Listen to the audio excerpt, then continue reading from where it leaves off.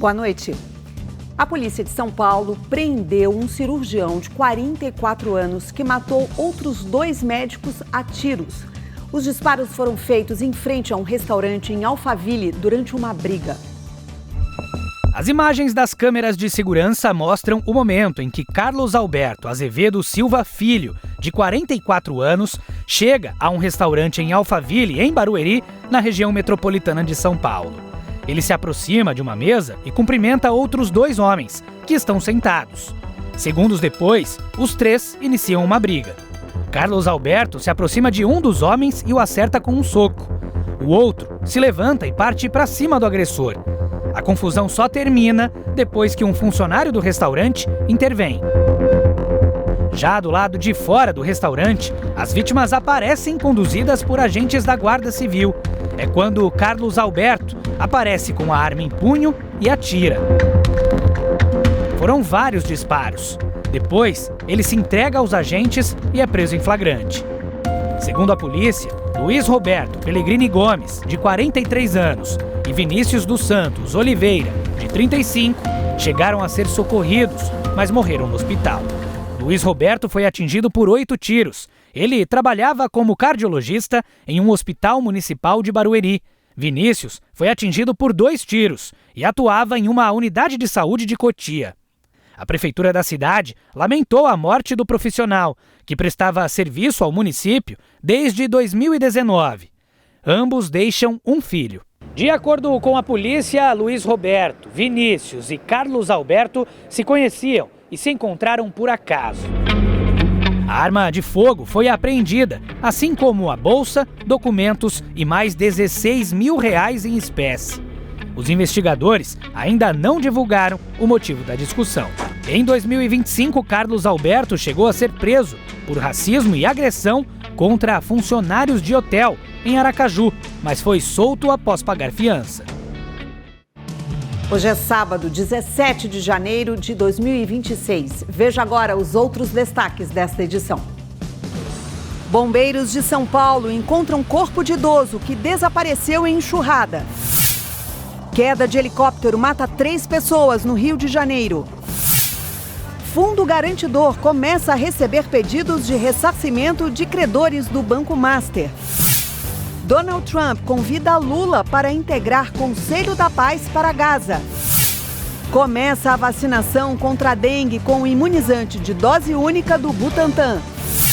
Sucesso de público e de visitação. Endereços do filme O Agente Secreto viram atrações turísticas no Recife.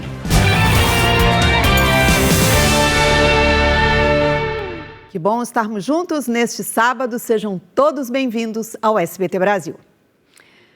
A Defesa Civil de São Paulo emitiu um alerta de chuva extrema para toda a capital paulista. Vamos então ao vivo, já logo no início do jornal, com Vinícius Rangel. Uma boa noite para você, Vinícius. Bom, a gente sabe que em São Paulo choveu, em seguida vai ter gente sem luz. Já temos um cálculo de quantas pessoas estão sem o fornecimento de energia? Boa noite para você.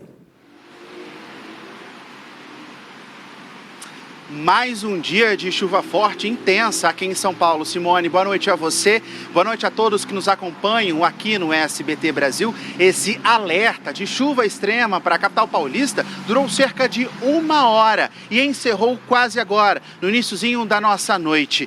Mas, segundo as últimas atualizações da Enel, 35 mil famílias seguem sem fornecimento de energia. Já foram registrados 8 chamados para queda de árvores e 22 para enchentes. O clima segue instável, com alguns pontos de chuva ainda aqui na capital paulista. Simone.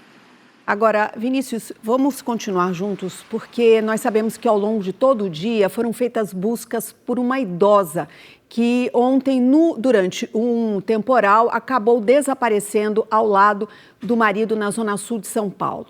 Nós sabemos que o corpo do marido já foi encontrado, o casal estava dentro de um carro que foi arrastado pela enchente.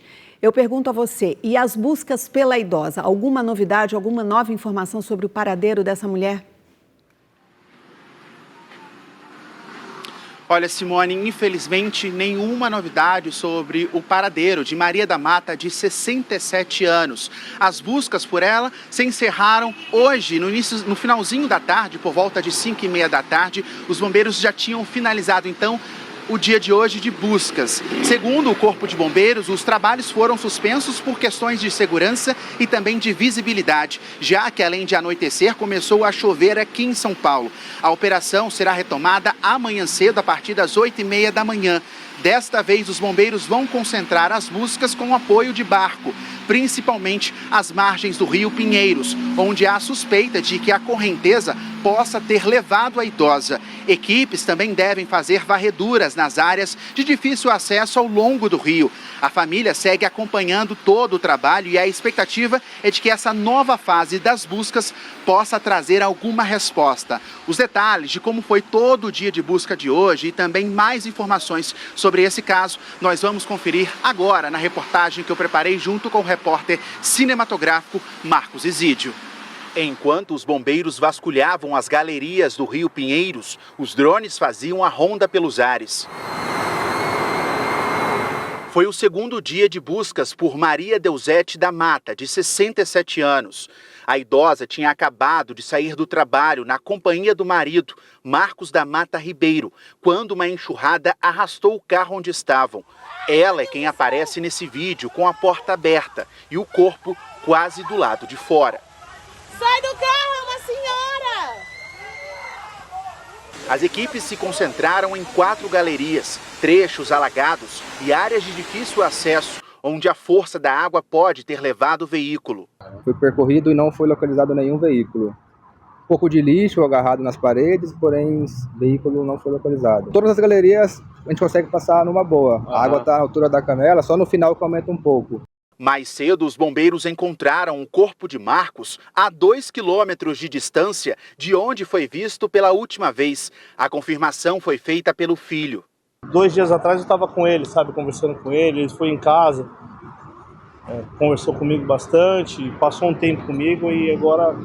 A enchente foi resultado do temporal que atingiu a capital na tarde desta sexta-feira. Um outro motorista também teve o carro levado pela enxurrada, mas conseguiu escapar com vida. Eu abri a janela do meu carro e vi que o que eu tinha que fazer era sair dele naquele momento. Inclusive eu olhei para trás, vi até a cadeirinha da minha filha. Naquele momento eu falei, vou sair porque tem alguém que está me esperando, deixa o carro ir embora. Eu já vi que não tinha mais jeito. Aqui, entre duas das principais avenidas da Zona Sul e o Rio Pinheiros, os bombeiros trabalham com cautela. O nível da água baixou, mas a correnteza ainda preocupa. As próximas horas podem ser decisivas para a localização da idosa desaparecida, enquanto a região segue em estado de alerta para novas chuvas. Tem mais 2 galerias, pelo total são 4. Possivelmente outras equipes vão percorrer ela por completo. E também tem o Rio Pinheiros, para onde pode fazer a busca também. Tragédia no Rio de Janeiro. 3 pessoas morreram na queda de um helicóptero em uma região de mata na zona oeste da cidade. As imagens mostram o desespero dos moradores momentos após a queda do helicóptero. Olha lá, ele tá ali, É possível ver os destroços da aeronave espalhados na área de mata. Eu escutei o vídeo dando as voltas. Na terceira volta, eu senti que ele estava meio bambeando. Daí para cá eu entrei para dentro da loja e só fiquei sabendo da notícia. O helicóptero caiu no bairro de Guaratiba, zona oeste do Rio. Uma grande mobilização das forças de segurança aqui no local do acidente. A gente percebe que a Polícia Militar está aqui, Polícia Civil para realizar a perícia e os bombeiros também estão utilizando alguns instrumentos específicos para conseguir retirar os corpos que estão ainda na mata. Por conta do terreno irregular, as equipes enfrentaram dificuldades para acessar a área e retirar os corpos. Neste momento a gente observa que a Polícia Militar fez um cerco justamente na área onde o acidente aconteceu. O Corpo de Bombeiros agora acaba de fazer a retirada dos 2 últimos corpos que estavam na área do acidente. 3 pessoas estavam a bordo do helicóptero prefixo PSGJS. O major da Força Aérea Brasileira, Sérgio Nunes Miranda, o capitão do Corpo de Bombeiros, Lucas Silva Souza, e o instrutor Diego Dantas. Eles faziam um voo de instrução quando houve o acidente. Diego Dantas era o instrutor e os outros 2 estavam ali recebendo instruções, eram já pilotos de helicóptero. só estavam recebendo instruções de familiarização com esse modelo de helicóptero. A aeronave era parecida com esta, um modelo Robinson R-44-2. Segundo a Polícia Civil, o helicóptero tinha decolado de um heliponto no Recreio e antes da queda passou no Clube Céu, em Sepetiba. Depois houve uma troca de piloto e a aeronave seguiu o destino. Durante um procedimento conhecido como circuito, o acidente aconteceu. Já levantei a propriedade e tudo e vamos agora só aguardar a parte técnica realizada pelo Seripa e só após isso é que eu vou poder saber se há uma responsabilização penal de uma falha humana, de uma falha na manutenção, de uma culpa por ausência de alguma coisa. Equipes do CENIPA, o Centro de Investigações e Prevenções de Acidentes Aeronáuticos, estiveram no local. Agora é coleta de informações. E a história se repete. Uma argentina foi flagrada fazendo gestos racistas para o funcionário de um bar no Rio de Janeiro. Quem vai trazer para a gente essa notícia ao vivo é o Fabiano Martinez. Uma boa noite para você, Fabiano. Essa mulher, ela já foi identificada e punida? Boa noite, Simone. Sim, esse caso aconteceu na última quarta-feira e hoje a mulher teve a carteira de identidade apreendida e vai usar tornozeleira eletrônica. Ela se chama Agostina Paz, é uma turista da Argentina que veio visitar o Rio de Janeiro com amigas. Elas estavam em um bar quando tiveram um desentendimento com o funcionário local por causa de um suposto problema no pagamento.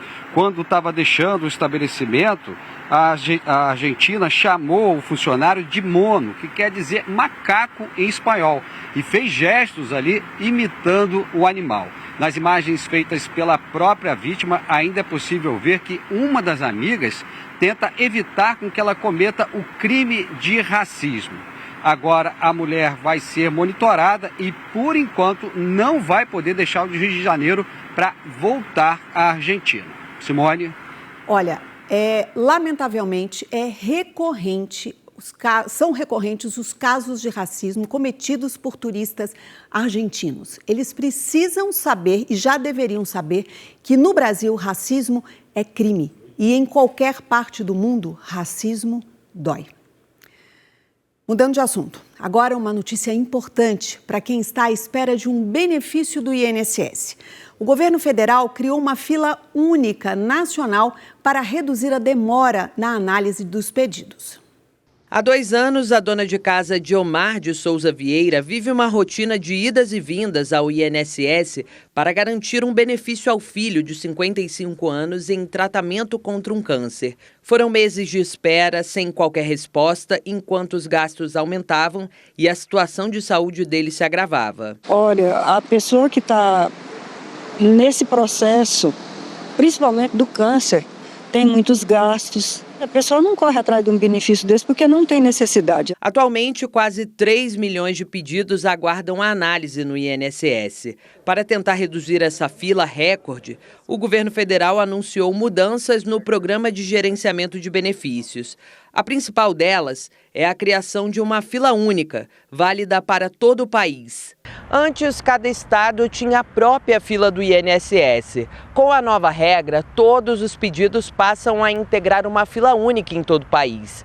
Na prática, um requerimento feito em uma região com muita demanda poderá ser analisado por um servidor de outro estado, onde a espera for menor. A maior parte da fila do INSS é formada de benefícios por incapacidade, com cerca de 1.300.000 processos. Em seguida, vêm os benefícios assistenciais, como o BPC, com 935 mil pedidos. As aposentadorias somam 363 mil requerimentos. E o salário maternidade, outros 217 mil em espera em todo o país. A redistribuição dos processos será feita automaticamente. Tínhamos lugares que o nosso tempo de concessão era muito abaixo de 45 dias, como região sul, São Paulo, Rio de Janeiro, mas tinham outros lugares com uma fila maior, como região nordeste com 188 dias. Com isso a gente consegue maximizar. Ao invés de 4 mil servidores podendo receber bônus, temos 18 mil. É atacar a fila e diminuir esse tempo de espera. O ministro do Supremo Tribunal Federal, Gilmar Mendes, negou um habeas corpus para conceder prisão domiciliar a Jair Bolsonaro. O pedido foi protocolado por um advogado que não faz parte da equipe de defesa do ex-presidente. Então, vamos para Brasília conversar ao vivo com a repórter Larissa Alvarenga, que tem outros detalhes. Uma boa noite para você. Larissa, explica para a gente qual foi o entendimento do ministro e por que essa decisão foi dele e não de Alexandre de Moraes, que é o responsável por todos os processos do ex-presidente Jair Bolsonaro. Bem-vinda. Oi, Simone, uma ótima noite para você e uma excelente noite para você que acompanha o SBT Brasil. O ministro Gilmar Mendes rejeitou o habeas corpus sem entrar no mérito, mas destacou que esse pedido foi feito por uma terceira pessoa, um advogado que não faz parte da defesa do ex-presidente Bolsonaro. Agora, esse caso, foi parar nas mãos do decano da corte, que é o ministro Gilmar Mendes, depois que o ministro Alexandre de Moraes se declarou impedido de analisar o documento. Vamos entender por quê. O motivo é que Moraes está excluído da distribuição de processos nessa fase de recesso do Judiciário, em que atua na condição de presidente interino do STF. Moraes também é citado no habeas corpus como autoridade coatora, que na linguagem jurídica corresponde ao agente público que supostamente praticou ato ilegal contra a liberdade de alguém. Vale lembrar que o ex-presidente Bolsonaro foi transferido para a Papudinha, que é o 19º Batalhão da Polícia Militar, que fica dentro do complexo penitenciário da Papuda, aqui no Distrito Federal, desde a última quinta-feira que ele cumpre pena por lá, depois de ter ficado quase 2 meses na Superintendência da Polícia Federal. Volto com você, Simone. Ok, Larissa, muito obrigada pelas informações. E depois de mais de 25 anos de negociações, Mercosul e União Europeia assinaram hoje um acordo histórico de livre comércio. O presidente Lula não participou da cerimônia. Representante do governo brasileiro, o ministro das Relações Exteriores, Mauro Vieira, desembarcou em Assunção com a presidente da Comissão Europeia, Ursula von der Leyen, e o presidente do Conselho Europeu, Antônio Costa. O presidente Lula não compareceu porque, segundo fontes do governo, o encontro deste sábado não representou uma reunião de chefes de Estado. A cerimônia foi no Banco Central do Paraguai, mesmo local onde, em 1991, foi firmado o tratado que deu origem ao Mercosul. A assinatura do acordo com a União Europeia marca o fim de mais de 2 décadas de negociações. Durante o discurso, o chanceler brasileiro destacou o peso político e econômico da parceria. Em um cenário internacional marcado por incertezas e tensões, este acordo envia uma mensagem clara e positiva ao mundo. Acreditamos na cooperação, no diálogo e em soluções construídas de forma coletiva. Pelo acordo, o Mercosul passa a ter acesso preferencial ao mercado europeu, a terceira maior economia do mundo, com cerca de 450 milhões de consumidores. A União Europeia vai eliminar tarifas para a maior parte das exportações do bloco sul-americano, o que amplia o acesso ao mercado, melhora as condições de comércio e fortalece a competitividade das empresas da região. Produtos nacionais como carne e soja estão entre os que devem ampliar presença na Europa. No caso específico do café, a expectativa é que o acordo crie condições mais equilibradas de concorrência, principalmente para o segmento dos cafés solúveis. Existe realmente aí uma possibilidade muito grande de nós ampliarmos o volume de exportação. Isso não vai resultar em redução no volume de matéria-prima que a gente já exporta, mas será um montante a mais, já que agora nós estaremos em condições de igualdade com os outros países. Mesmo com a assinatura, o texto precisa ser ratificado pelos parlamentos dos países do Mercosul e pelo Parlamento Europeu para entrar em vigor. Além disso, a redução das tarifas deverá acontecer de forma gradual, num prazo que pode chegar a 15 anos. Para a Associação Brasileira da Indústria de Máquinas e Equipamentos, o prazo de implementação abre uma janela para ajustes internos, que aumentam a competitividade nacional. Nós vamos ter que fazer algumas lições de casa, algumas reformas, tornar o ambiente de negócios no Brasil melhor, reduzir o problema fiscal, o déficit fiscal, para abrir espaço para a redução de juros, a redução de tributos, carga tributária, e tornar as empresas mais competitivas. Aí sim, vai ser uma grande oportunidade. E o torcedor do São Paulo vive agora a esperança de que o time encontre dias melhores após o afastamento de Júlio Casares da presidência do clube. A decisão foi tomada na noite de ontem pelo Conselho do São Paulo. E o presidente interino, Arry Massis, tem um longo caminho a percorrer. Um novo dia, um novo treinamento. Mas este sábado definitivamente não foi igual aos outros. Os jogadores tiveram o primeiro contato com um novo chefe, Arry Massis, presidente interino do São Paulo, que visitou o CT da Barra Funda na véspera do clássico contra o Corinthians na Neoquímica Arena. É o tricolor tentando voltar ao noticiário esportivo, com a esperança de dias melhores. Pela primeira vez na história, o Conselho Deliberativo aprovou o impeachment de um presidente do clube. Júlio Casares foi destituído pela acusação de venda clandestina de camarotes no Morumbis. Foram 188 votos a favor do afastamento e 45 contra. 17 a mais do que o necessário. Casares também é investigado pela Justiça Civil por lavagem de dinheiro e crime organizado.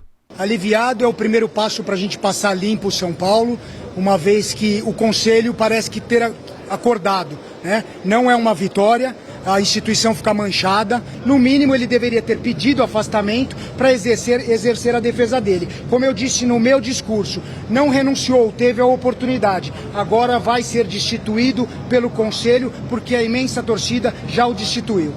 Derrotado, o presidente afastado deixou a reunião do Conselho sem ser visto, longe das câmeras. Fim de uma história, início de outra.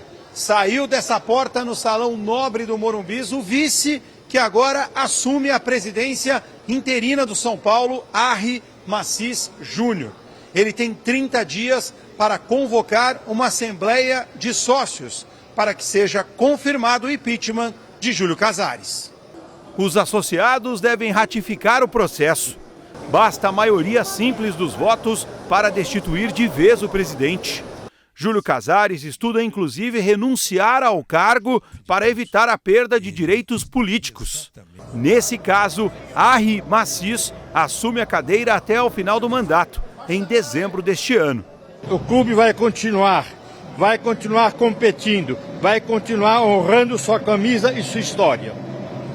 A presidência que começa hoje tem um compromisso simples e firme: cuidar do clube, proteger a instituição e agir com responsabilidade e transparência. O clube é muito maior do que qualquer dirigente, muito maior do que qualquer crise. É por ele que vamos trabalhar todos os dias. Obrigado. São os primeiros passos do novo presidente de 80 anos, empresário do ramo hoteleiro e de estacionamentos. Logo após a decisão do Conselho, Massis encontrou a torcida que comemorava o impeachment do lado de fora do estádio. E o recado foi claro. O problema nunca foi a torcida, o problema são vocês aí dentro. Então, faça uma boa gestão, tá, presidente? Tá bom? É isso. Tá bom? Então faça uma boa gestão. Ultimato. Começou hoje o projeto piloto de imunização contra a dengue. A vacina é usada 100% brasileira, de dose única, e apenas 3 municípios foram selecionados para essa primeira etapa. Veja os detalhes na reportagem. Paulo Moura, morador de Maranguape, município da região metropolitana de Fortaleza, no Ceará, foi um dos primeiros a receber a vacina brasileira contra a dengue, desenvolvida pelo Instituto Butantan. Eu já fui vítima Aí quando a gente é vítima, a gente sabe o sofrimento, né, que a gente passa nos hospitais. E é uma doença muito horrível. Maranguape participa de um projeto piloto que utiliza a vacina Butantan DV. O imunizante é o primeiro contra a dengue administrado em dose única no mundo. Fazem parte do público-alvo da imunização pessoas de 15 a 59 anos e profissionais da saúde que atuam na linha de frente do SUS. Em 2025, os casos de dengue no Brasil caíram 74% em relação a 2024. O número de mortes também caiu de 6.300 em 2024 para 1.700 ano passado. Mas a redução não afasta a necessidade de manter as estratégias de combate ao mosquito transmissor Aedes aegypti. Outras 2 cidades participam da estratégia piloto: Nova Lima, em Minas Gerais, e Botucatu, em São Paulo. A iniciativa tem como objetivo avaliar o impacto da vacinação na transmissão da dengue e produzir evidências técnicas para subsidiar a expansão dessa iniciativa em todo o país. A estratégia para o ano nós além de fazer aqui o acompanhamento que vai ser realizado, né, nesse primeiro trimestre nós já vamos começar a vacinar a população, os trabalhadores que trabalham nas unidades básicas de saúde em todo o Brasil, essa faixa etária dos 15 aos 59 anos, e na medida em que nós formos recebendo uma maior produção desses insumos, nós vamos escalar isso nacionalmente ainda esse ano. Cerca de 204 mil doses vão ser distribuídas nesta primeira etapa do projeto piloto, sendo 60 mil para Maranguape, 64 mil para Nova Lima e 80 mil para Botucatu. Quantidade suficiente para a vacinação em massa do público-alvo nos 3 municípios. É necessário, retomar essas campanhas de vacinação, a gente poder fazer presença, mostrar os parentes, mostrar os familiares, que de certa forma ainda tem um ressabiamento sobre a própria vacinação, e a gente, tá aqui, eu tomei, estou vivo, estou bem. O SBT Brasil fala agora do desrespeito pela nossa história. Em Porto Alegre, esculturas de personalidades e placas de monumentos estão sendo furtadas e destruídas. Parte da história vai desaparecendo das ruas de Porto Alegre.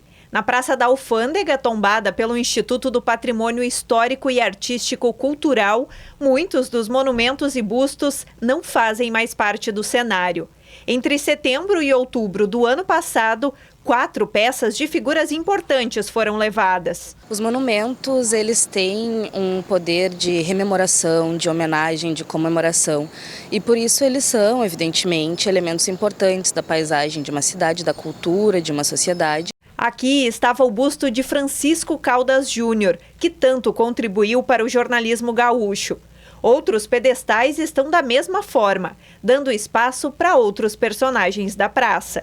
Placas também são alvos dos criminosos. Os escritores Carlos Drummond de Andrade e Mário Quintana muitas vezes não são reconhecidos. A Rosa Lúcia é carioca e precisou contratar essa guia. Caso contrário... Acredito que se eu estivesse sozinha, eu provavelmente não iria compreender todos esses detalhes que compõem aqui, a história de Porto Alegre. De acordo com a Guarda Municipal, os furtos são motivados pelo aquecimento do mercado do ferro. Outras de bronze chamam atenção pelo valor. Por isso que nós fazemos operações rotineiras, não apenas para pegar aqueles que praticam esse crime, mas também para os receptadores e para os comerciantes desse material. O crime de vandalismo também está retratado em muitos dos monumentos. Nesse de Giuseppe e Anita Garibaldi, a marca ficou no rosto e nas mãos. O nariz do guerreiro Farroupilha foi arrancado. Para tentar conter o prejuízo com peças que na maioria das vezes não têm como ser substituídas,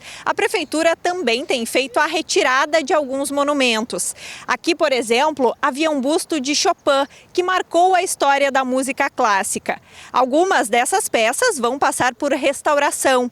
Outras foram guardadas só para não serem furtadas. Por isso é tão importante, dentro da disciplina de história nas escolas, nas universidades, a gente tratar o patrimônio, o monumento, nessa perspectiva de repensar o presente a partir de uma viagem do tempo para o passado. A Polícia Militar informou que mantém um policiamento permanente no centro da capital gaúcha. Agora, preste atenção nesses números. 71 golpes por minuto, ou seja, mais de um por segundo. É o que o Brasil registra em fraudes envolvendo o Pix. O sistema que facilita a vida de quem usa os bancos também está na mira dos mal-intencionados.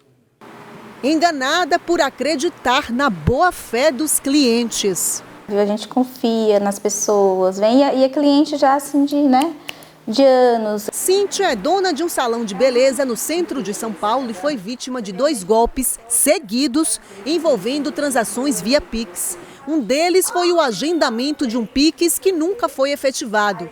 No outro, a cliente mostrou um comprovante falso de pagamento na tela do celular. Deu um valor de 800 e pouquinho. Aí, quanto que deu no final, né? Aí eu falei o valor, ela, tá aqui, ainda mostrou, né? E eu, confiante, né? E acabei nem olhando na hora, fui olhar depois no aplicativo, mandei mensagem, liguei e só me inventa a história, que não sei o que, que meu banco tá com problema. 8 em cada 10 pessoas utilizam o sistema Pix para pagamentos e serviços. No dia 5 de dezembro, o Banco Central registrou um recorde, mais de 313 milhões de transferências em apenas 24 horas. Mas o que era para facilitar a vida do consumidor também virou dor de cabeça.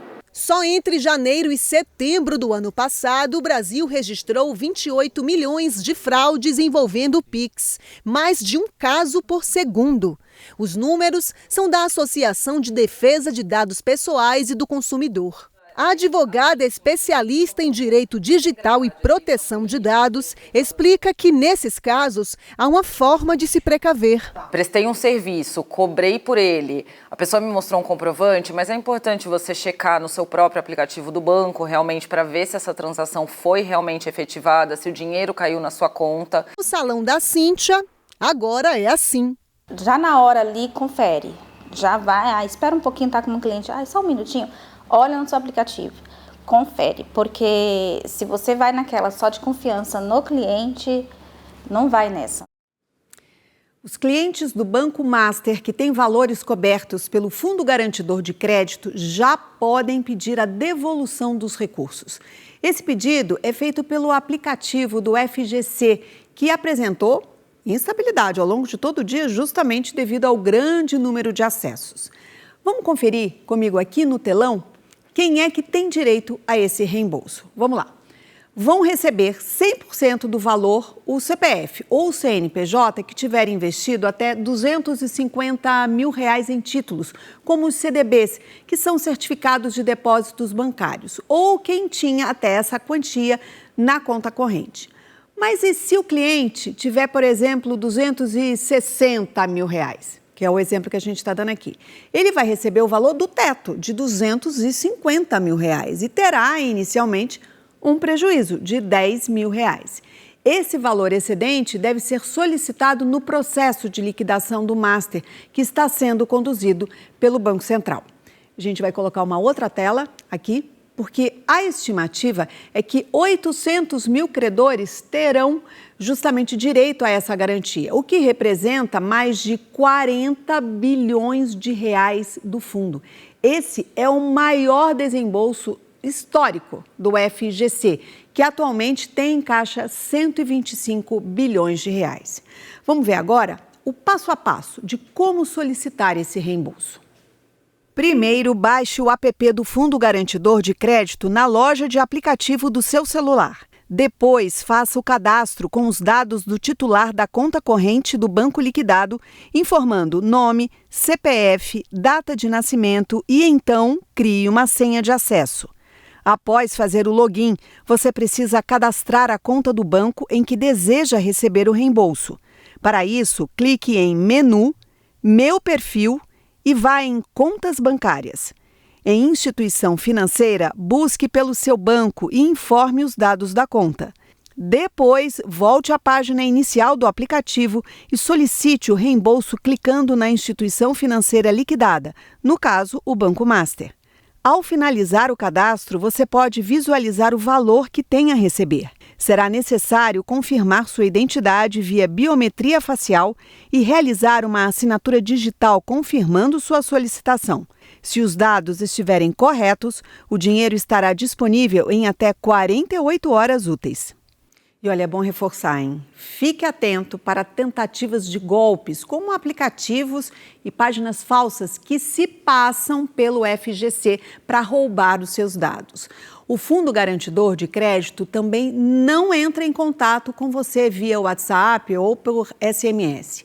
Para mais informações, acesse lá www.fgc.org.br.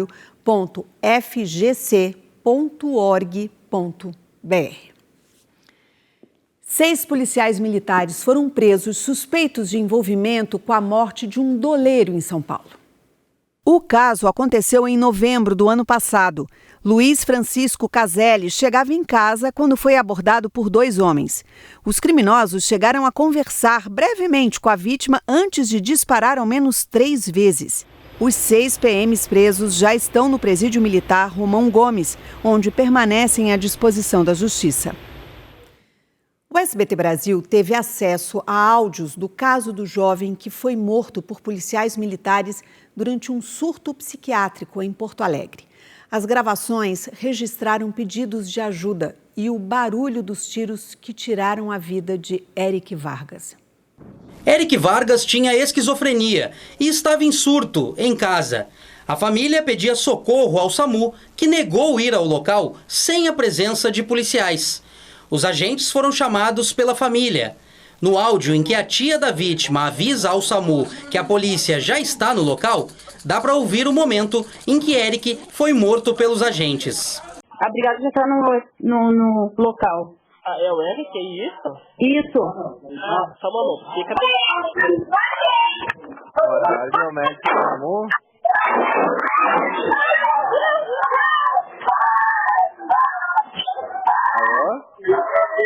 Esse caso aconteceu há 4 meses. De lá para cá, o SAMU de Porto Alegre vem revisando os protocolos de atendimento em saúde mental. De acordo com a Secretaria de Saúde, em no máximo 6 meses, o SAMU da capital gaúcha contará com psicólogos, assistentes sociais e psiquiatras. Eles farão parte de um grupo especializado no atendimento de surtos psicóticos. Em casos mais graves, com risco aos profissionais, as equipes terão o apoio das forças de segurança. Nós estamos mudando o protocolo justamente para a gente equalizar isso, né? No momento que tem ação e precisa da intervenção do SAMU, de um profissional da área da saúde, e precisa da ação da Guarda Municipal ou Brigada Militar, eles vão ser acionados conjuntamente, eles vão deslocar no medida que já foi feita a chamada. Em média, o SAMU de Porto Alegre atende mais de 500 chamados de surtos psicóticos por mês. O secretário de Saúde da capital gaúcha admitiu que houve um erro no atendimento que terminou na morte de Eric Vargas.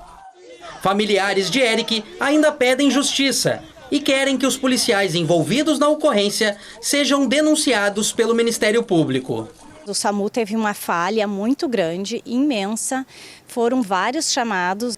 Primeiro, chegariam quando a Brigada Militar estivesse no local. A Brigada chegou, minha tia avisou, aí não tinha ambulância disponível. Assim que tivesse um mandar, só que assim que tivesse demorou entre 40 minutos e 1 hora. Infelizmente a SAMU chegou, meu filho não tinha mais vida. A Justiça do Rio de Janeiro anulou a venda de um imóvel após identificar uma fraude que envolveu uma diferença, vejam só de quanto, 30 milhões de reais entre o valor registrado em cartório e o lançado no registro imobiliário. A decisão envolve uma ordem religiosa e um fundo de investimento imobiliário.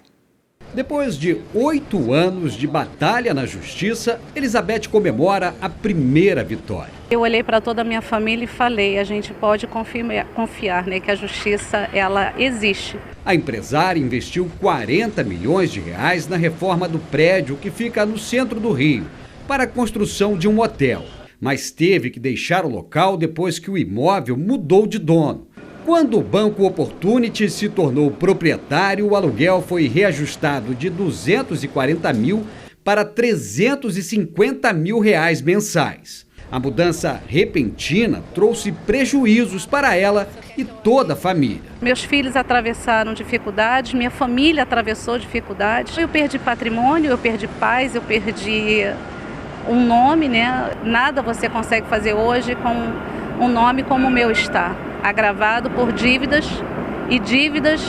em decorrência de uma fraude. Nesta semana, a Justiça do Rio anulou a venda do imóvel feita pela instituição católica Venerável Ordem Terceira de São Francisco da Penitência ao Opportunity Fundo de Investimento Imobiliário, em 2013. O juiz da 2ª Vara Civil de Belford Roxo, responsável pelo caso, ainda determinou o cancelamento do registro do imóvel, devolvendo a titularidade ao proprietário anterior.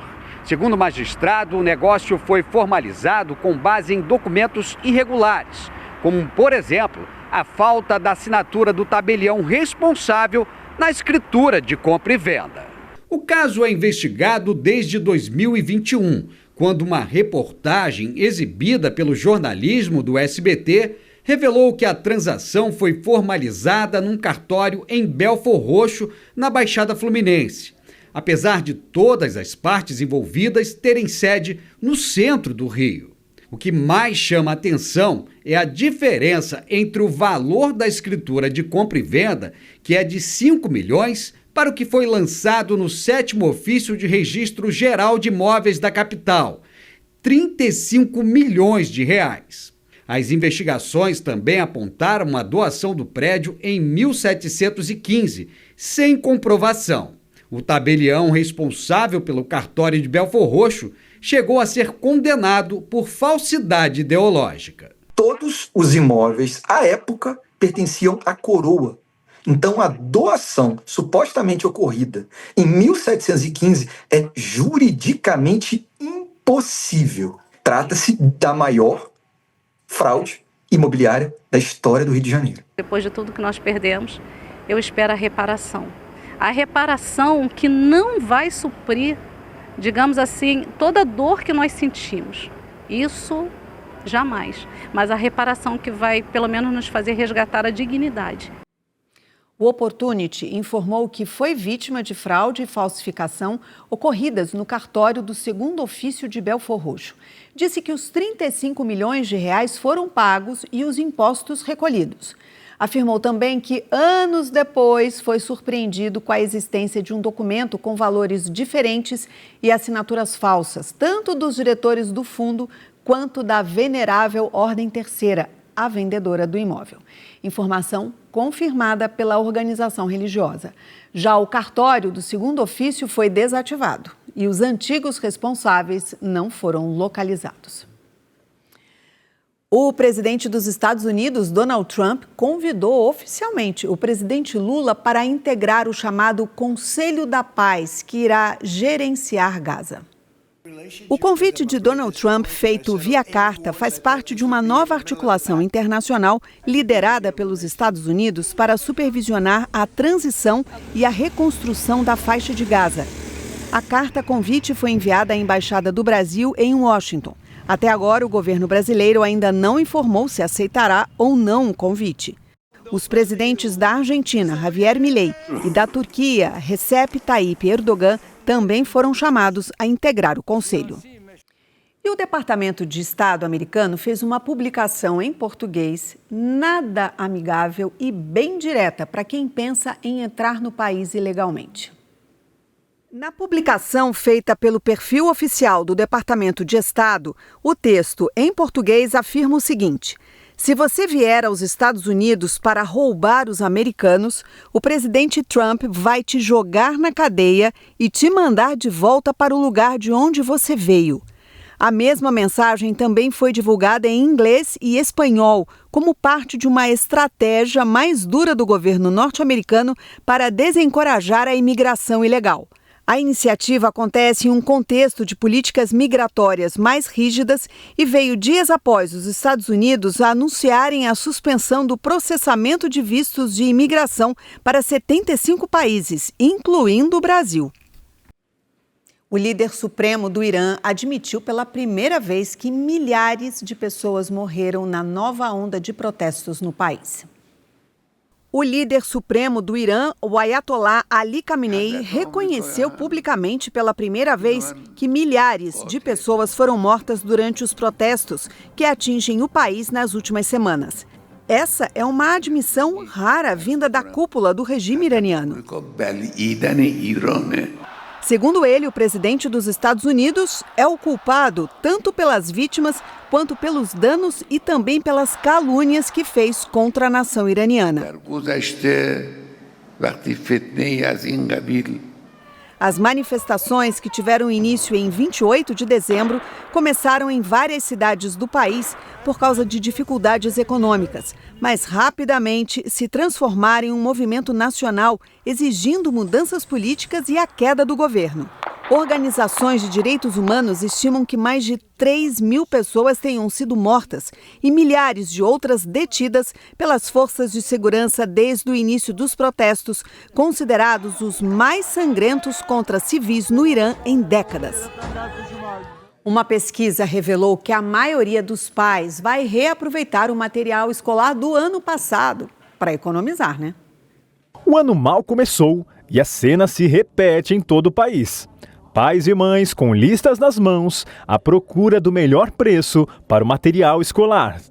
Mas em 2026, a palavra de ordem nas prateleiras não é novo, mas sim reutilizado. Eles já indicam na lista de materiais que os cadernos que seja possível reutilizar sejam reutilizados. Então a gente vem usando quando não tem mudança, né? Às vezes, dependendo da fase, tem que trocar. Uma pesquisa inédita feita pelo Instituto Locomotiva revela que 8 em cada 10 brasileiros decidiram dar uma vida nova ao que sobrou do ano passado. Mochilas, estojos e até cadernos parcialmente usados voltam para o dia a dia da criançada para serem reaproveitados. Deixou ele ser um jeitinho e passou a ser aí na prática uma estratégia. A família está virando especialista em fazer o dinheiro render, porque não dá para estourar o mês logo no primeiro mês do ano. Cerca de 88% dos entrevistados que vão às compras afirmam que os gastos com materiais escolares, uniformes e livros didáticos afetam diretamente no orçamento familiar. Entre as famílias de menor renda, esse impacto é sentido ainda mais. É fazer essa negociação com a criança antes de sair de casa. Olha, você vai poder escolher 1, 2 objetos e os demais, então, serão comprados dentro do orçamento. Seja nos celulares, nos consoles ou nos computadores, as crianças não vivem mais sem os jogos eletrônicos, né? E o acesso fácil a esse mundo digital tem preocupado os pais. Fernanda é mãe de 3 meninos. Eles passam horas na plataforma de um jogo chamado Roblox, um verdadeiro universo online. No dia de hoje, eles só ficam na internet, eles ficam mais estressados, eles são crianças que mal conversam uma com a outra. Nos últimos anos, o jogo foi alvo de uma série de críticas por facilitar a exposição de menores a conteúdo adulto e a interação com adultos desconhecidos. Um cenário que colocou os pais em alerta. Segundo a Diretoria de Crimes Cibernéticos da Polícia Federal, no ano passado, os agentes fizeram 1.000 operações com foco no combate ao abuso sexual de crianças e adolescentes na internet, que terminaram com mais de 327 pessoas presas. O melhor interesse não é retirar as crianças do ambiente, e sim fazer com que o ambiente se adapte às crianças. Então, que não sejam elas a saírem das plataformas, mas sim as pessoas que estão cometendo esse tipo de ato. Pensando em ampliar a proteção de crianças e adolescentes, a plataforma Roblox adotou novas medidas de segurança. As regras entraram em vigor no mundo todo. O Roblox restringiu o uso do bate-papo para crianças.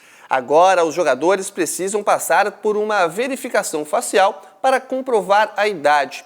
E menores de 13 anos só terão o uso permitido com autorização de responsáveis. A gente está falando de um espaço que é público. E a gente não larga crianças e adolescentes na rua, sozinhos, para falar com estranhos maiores do que eles, né? E o mesmo deveria se replicar no ambiente virtual. No entanto, as mudanças não agradaram a todos e geraram protestos online. Não só de crianças, mas também de adultos. Os manifestantes criaram placas virtuais pedindo o retorno do acesso ao chat. Essa fazia menção à música Cálice, de Chico Buarque, que ficou marcada como hino da resistência na ditadura militar. Até o influenciador Felca, que ficou conhecido por denunciar a adultização e falta de segurança na internet, foi alvo de críticas. Para esse especialista, em breve, a restrição feita pelo Roblox deve ser implementada por outras plataformas. As empresas vão começar a endurecer cada vez mais essas regras contra o abuso infantil e para prevenir as crianças, e os pais precisam estar cada vez mais presentes nisso para evitar que as crianças acessem essas plataformas sem nenhum tipo de restrição. A Fernanda já não descuida, controla o tempo de tela e sabe exatamente com quem os filhos falam na internet.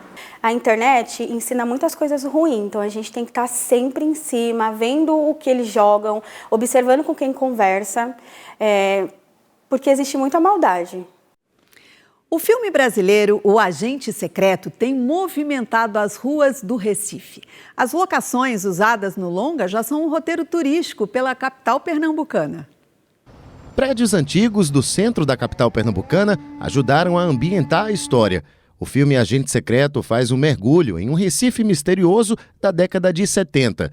E os endereços que aparecem no longa agora ganharam ainda mais fama, como é o caso do Cinema São Luís, construído há mais de 70 anos. Este jornalista, que também é guia de turismo, diz que já tem gente em busca de passeios para os locais onde o longa foi rodado. A começar pelo São Luís, né? São Luís e seus arredores, né? Aqui no 13 de Maio, onde tem uma das cenas mais icônicas do filme. Então, o que a gente pode esperar é que vai ter uma procura muito grande aqui de Recife, que durante muito tempo foi considerado um destino de sol e praia, mas ele também pode ir para o seu outro grande potencial, que é de turismo histórico. O ginásio pernambucano, onde funciona uma escola estadual, foi outra locação.